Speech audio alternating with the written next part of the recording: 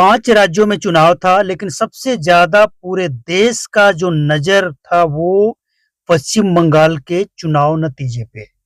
और पश्चिम बंगाल के चुनाव नतीजे जो हैं, वो लगभग 200 सीट से बीजेपी आगे है।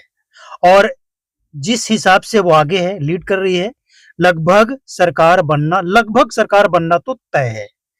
अब सवाल ये उठता है कि आखिर पूरे देश में 5 राज्यों में चुनाव था, फिर भी सिर्फ पश्चिम बंगाल में नज़र क्यों था? इसके पीछे कारण है।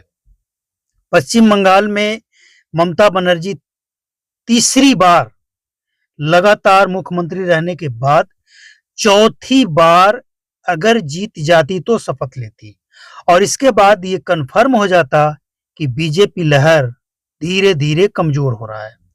लेकिन तीसरी बार मुख्यमंत्री रहने के बाद जब पश्चिम बंगाल की जनता ने उस नारे को और जोर दे दिया जिस नारे से ममता बनर्जी को एलर्जी था, जय श्री राम।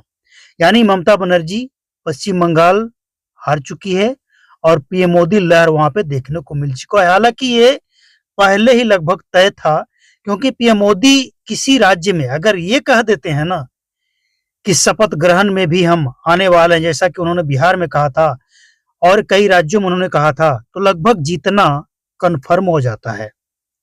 पश्चिम बंगाल में बीजेपी की प्रचंड जीत, और सबसे हैरान करने वाली बात यह है कि अभी भी चाटुकार, चमचे, दोगले पत्रकार जो हैं देश में, वो अभी भी कह रहा है कि टीएमसी जीत रही है, क्योंकि बीजेपी की जहां जिस सीट पे लीड दिखाया जा रहा है वो 1000, 500, 200, 400 वोटों से आगे है मात्र।